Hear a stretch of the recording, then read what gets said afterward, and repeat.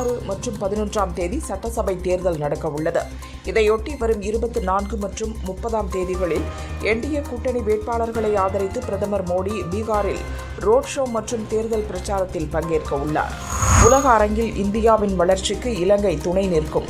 இந்தியாவின் ஏற்றுமதி இறக்குமதி வணிகத்திற்கு இலங்கை துறைமுகங்கள் கை கொடுக்கும்.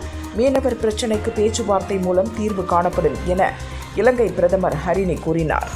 இந்தியா சீனா இடையிலான உறவு மேம்பட்டுள்ளதை அடுத்து நவம்பர் 9ஆம் தேதி முதல் ஷாங்காய், டெல்லி நகரங்கள் இடையே நேரடி விமான சேவையை துவங்குவதாக சீனாவின் ஈஸ்டர்ன் ஏர்லைன் நிறுவனம் அறிவித்துள்ளது.